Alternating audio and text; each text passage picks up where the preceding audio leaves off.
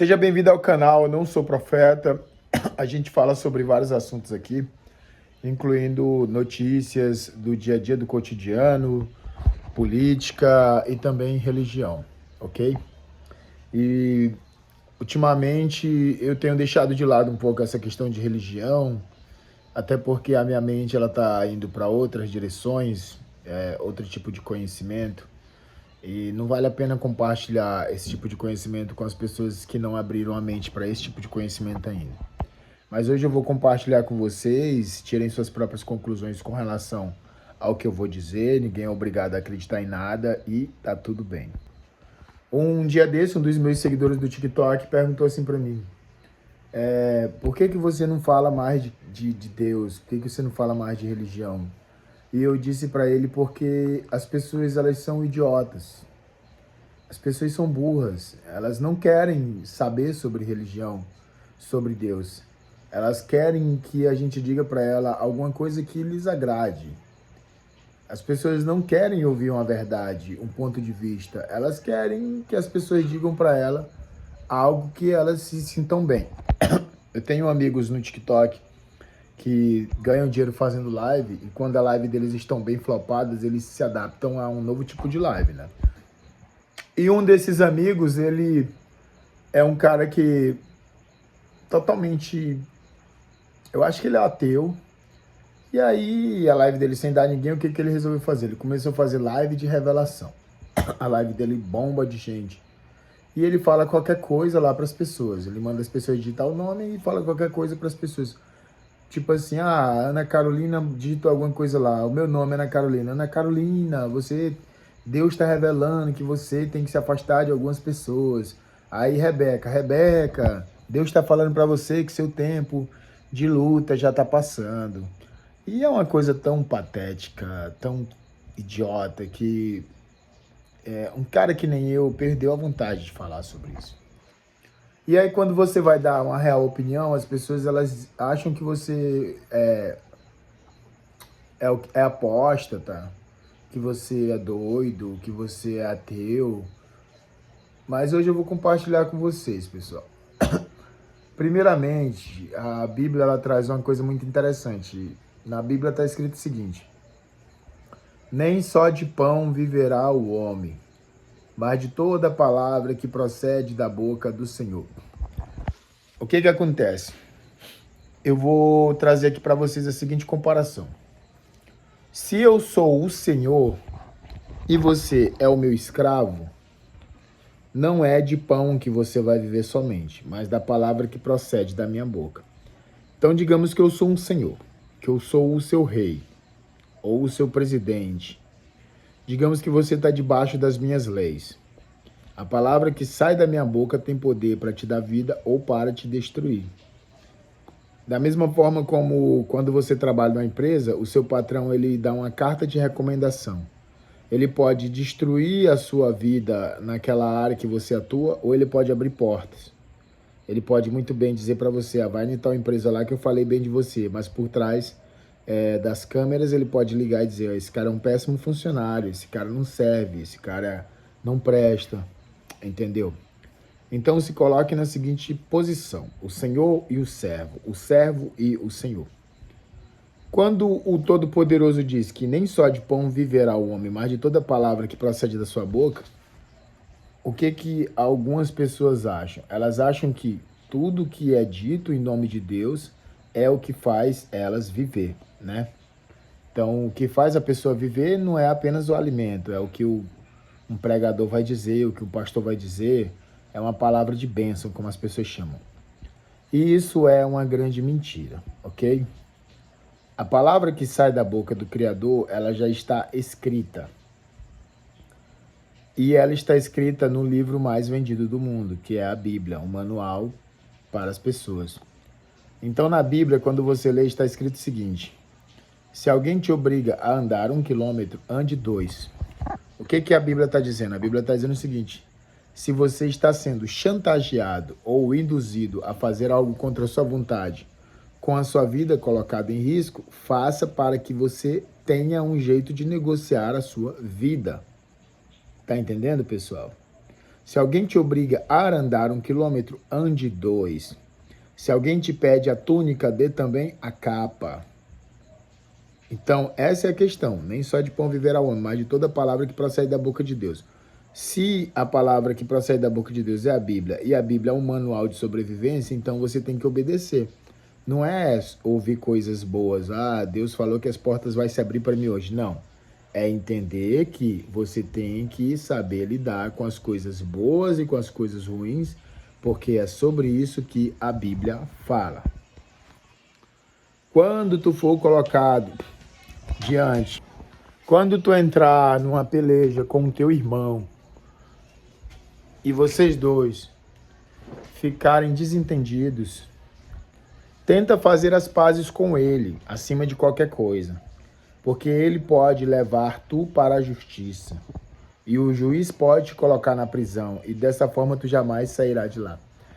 Quando o Jacó e o Esaú, por exemplo, se desentenderam, o Jacó, ele tentou aplacar o coração e a ira do seu irmão, fazendo com que os seus parentes, os seus sobrinhos, que eram filhos de Jacó, e as mulheres de Jacó e o gado e o rebanho fossem na frente para que Esaú, Esaú, que era o irmão de Jacó, tivesse piedade e não o destruísse. Então esse é o manual da Bíblia. A todo o que pede dá. Se tu emprestares um dinheiro, não peça juros, né? Porque Deus não se agrada dessas coisas. Aí a gente fica vendo pessoas que trabalham com agiotagem, emprestando dinheiros em grande quantidade, extorquindo outras pessoas e de repente uma pessoa cansada vai lá e mata o agiota. Então essa é a maneira de eu entender a Bíblia. Eu entendo a Bíblia de um jeito diferente. Eu não entendo a Bíblia da maneira como as pessoas entendem. E pregar isso para as pessoas é cada vez mais difícil. Eu não tenho paciência para pregar essas coisas. Tá entendendo, pessoal? Então, não é tipo bênção que vai te salvar. É as palavras que procedem da boca de Deus. É você entender o que Deus está te aconselhando para que você possa viver bem com as pessoas ao seu redor. Os 10 mandamentos mesmo é um manual de vida em sociedade. Não desejarás a mulher do teu próximo. Não desejarás o gado do teu próximo. Não matarás. Não adulterarás. Não dirás falso testemunho. E por aí vai. Então é uma maneira de você viver bem em sociedade, para que você não acarrete sobre você desgraça. Para que as pessoas ao seu redor não fiquem com raiva de você e tentem te fazer o mal. Para que o próprio mal que você faça para os outros não volte para você. O rei Salomão, ele também tenta dar uns conselhos, né? Ele fala por várias vezes em provérbios, vários provérbios de conselho de vida. Também aconselha sobre mulheres, né? Meu filho, cuidado com a mulher, porque eis que eu vi uma coisa pior que a morte. Uma mulher cujas mãos eram ataduras e o coração é ferro. Ela te espera na beira de um caminho, diz que o seu marido foi para muito longe, diz que preparou a cama com mirra, etc e tal. Então, pessoal, quando se diz assim que o homem não vive só de pão, mas sim do que provém da boca de Deus, quer dizer que se você entender o manual da Bíblia, você consegue talvez viver bem. Você consegue não declarar falso testemunho contra o seu irmão e dessa forma talvez você não receba sobre você. Você consegue se defender de quem te quer fazer o mal, obedecendo até o mal, né? Se alguém quer te roubar, dê o que a pessoa te pede. Se alguém quer tomar teu celular, dá. Da mesma maneira como a Bíblia fala sobre a túnica, sobre andar vários quilômetros. Claro que não vai te proteger totalmente, assim, só por o fato de você obedecer alguns mandamentos da Bíblia, mas pode te evitar, assim, de vários problemas, né? Cuidado com os falsos amigos, a Bíblia dá exemplo disso também. Não é, meu filho, tudo vai dar bem na sua vida. Não é você receber bênçãos e glória todo dia. Não é alguém colocar a mão na sua cabeça e dizer que todas as portas vão se abrir. A Bíblia é para ser realista, é dizer assim, olha, coisas ruins podem te acontecer, mas você pode evitar estas coisas ruins. Olha, nem tudo é bênção, tem coisas que são maldição. Olha, Deus não vai te propor só bem, mas se você souber se comportar conforme o seu mandamento, talvez você consiga se sair de uma situação de maldade. Esse é o motivo de eu não pregar mais tanto Bíblia. Eu me entedio com isso, né?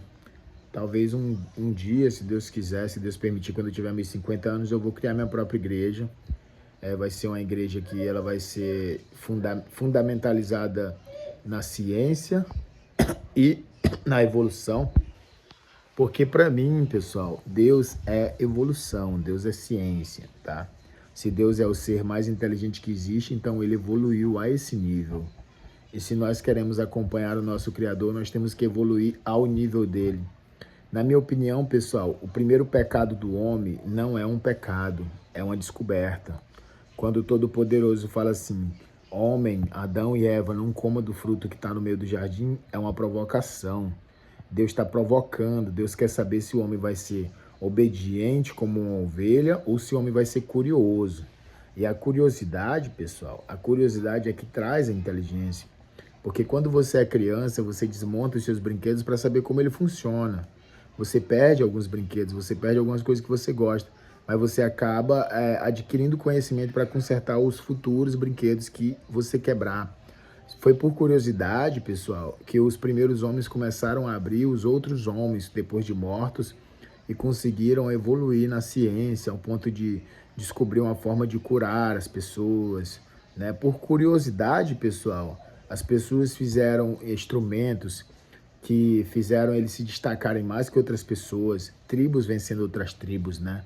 Uma civilização pequena derrotando uma civilização grande.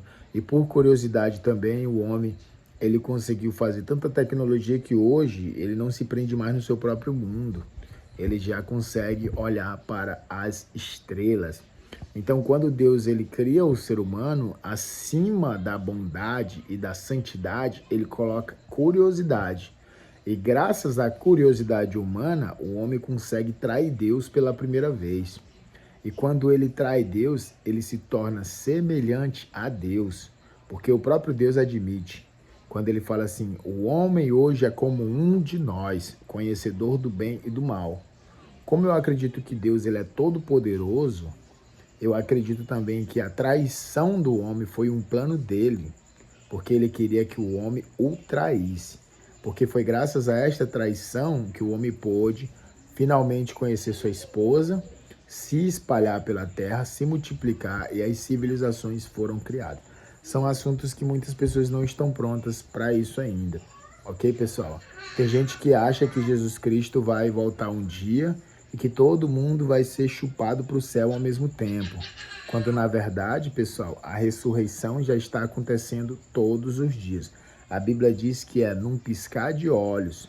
O que é o piscar de olhos, pessoal? Se não a morte é um piscar de olhos. E quando fala que todos os olhos o verão, até os olhos que já estão transpassados, está falando de uma forma de visão espiritual, ou seja, todos aqueles que estão vendo a segunda vinda de Cristo ou estão mortos ou estão presenciando um fenômeno abissal. Outra coisa, pessoal, quando o Filho do Homem vir, todos os olhos o verão. Alguns o verão de dia, outros o verão de noite.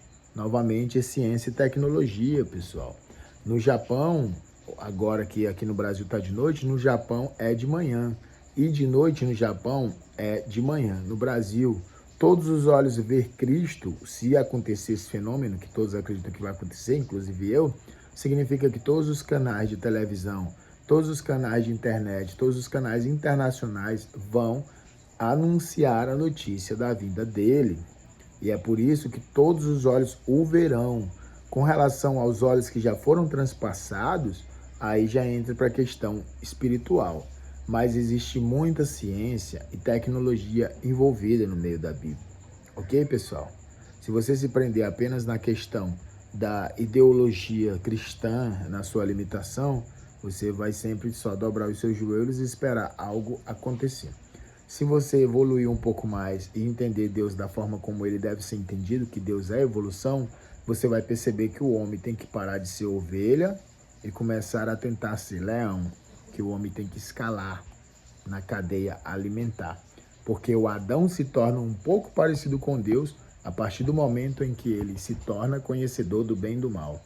Quando nós se tornamos também conhecedor da mentira e da verdade, e propagador da mentira ou da verdade, nós também temos o direito de escolha e também temos o conhecimento das realidades.